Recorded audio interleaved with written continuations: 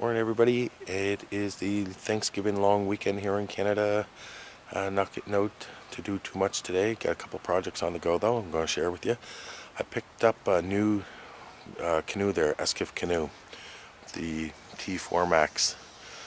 So far I'm pleased with it, but against recommendations from some people, we are going to be lacing it today. So I'm going to give you a step-by-step on how we're doing this.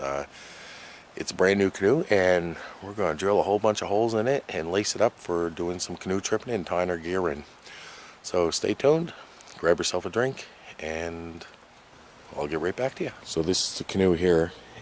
As I said, it's an Esquif. It's the T4 Max material. It's a Pre'Sage model. So far I'm really happy with it. It's got a 800 pound carrying capacity. I'll give you a little bit more detail of it today, but we're going to lace it today. So those people that aren't familiar with lacing, if you look on some of the older videos, people that used to canoe years ago before we had D-rings that you could epoxy in, they used to lace their canoes. Bill Mason used to do it, and there's a few other people. The thing I like about lacing is it gives you so many options on how to tie your gear in. So we get a flat bottom on it, no keel. It handles really well in the rivers. Nothing too traumatic. Now the other day we did lace one side. So if you look down here you can see we've got the ropes going. We've got some PVC flexible pipe on the inside part for tying in. We'll show you that there in a little while. So we're just waiting for the sun to come out, get things warmed up. I've already brought the canoe up, propped it up, and dried it off from the midnight dew, or morning dew. I'm going to be using a painter's tape to mark off my spots for the holes, for the distance and the depth from the top of the gunnel and the spacing apart. I'm going with a 5-inch spacing between the ropes, so there'll be lots of area to tie off to. I gotta say the entire project for doing it is probably going to run under $50 to do it, which isn't too bad. It's fairly quick. I think it'll probably take about 3 to 4 hours to get everything laced and put on, drilled and put on.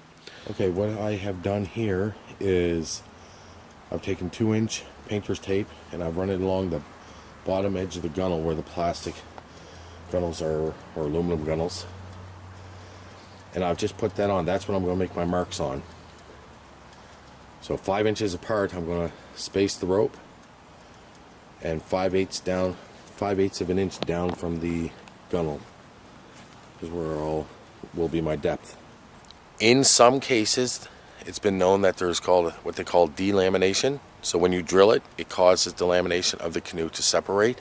It's not very common, but it has happened. If you're doing a canoe that's single hull, like a Coleman canoe, anything like that, you don't have that concern because it's not laminated. So if you are going to do this, you want to really think it through first, because you do run that risk.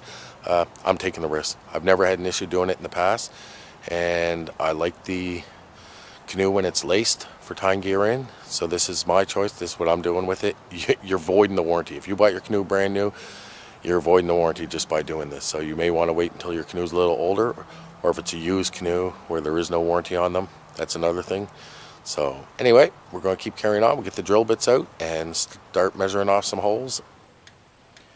Okay, when you go to put your marks, you have to make sure that you start at the same end. So if you're going to mark one side, starting at the bow, you want to start at the bow on the other side. Otherwise your ropes won't necessarily line up across from each other once you get this flipped. So as you can see here, I've got this all marked off. I've checked it and I've double checked it, and I'm going to go get a drill bit. You want to start with a pilot hole, and then you can peel your tape off and then use your proper size bit that you're going to be using that matches up with the size rope that you're going to be lacing the canoe with. I also want to add that this will void your warranty if you have a brand new canoe. There's no manufacturer going to cover you for putting 20 holes in your canoe and then it starts to delaminate. So this is the time, if you're going to back out, this is the time to do it. Okay, I don't want to get you all nervous and everything about doing this, but once you start drilling the holes, you're committed. So make sure you have them lined up properly and all your measurements are good, and then start digging out your drill bits. So something else you want to do, if you look under here, you can see that here's one of my marks that I'm going to be drilling, and directly below that is my seat. Okay, and the same issue over here. Got a mark, and then I've got my seat for the canoe that lines up with that. So what I'm going to do is I'm going to take these two bolts out on this side for the seat, and I also have to do it for the thwart.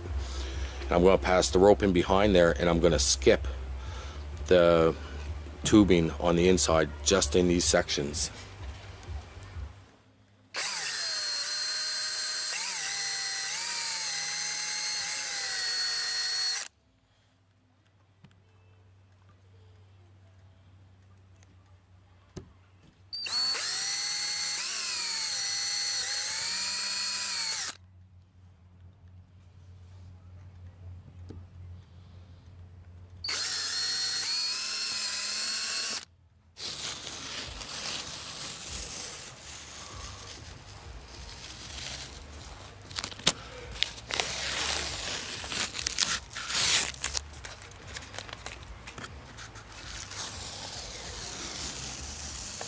Okay, so you can see I got the rope here fed down through on my first hole at the bow, and what I've done is I've tied a knot in the end, so when I pull this rope through, that's my starting point, this is the end. I've triple knotted it, nothing fancy, burnt the end so it doesn't fray. Some people stick a zip tie right in here also. I don't have any on me, but I can always add that later. So all I'm doing is pulling this up through. Alright, and if you look down on the inside, you can see how the knot catches there. So that's all there is for getting started. The drilling's done, now it's just a matter of threading it or lacing it. Okay, feeding your rope. This is my rope that I'm putting on the canoe right here, and I've tied a fly line to it just to fish it through the holes, because you'll have a heck of a time getting it to fit through the tube and that.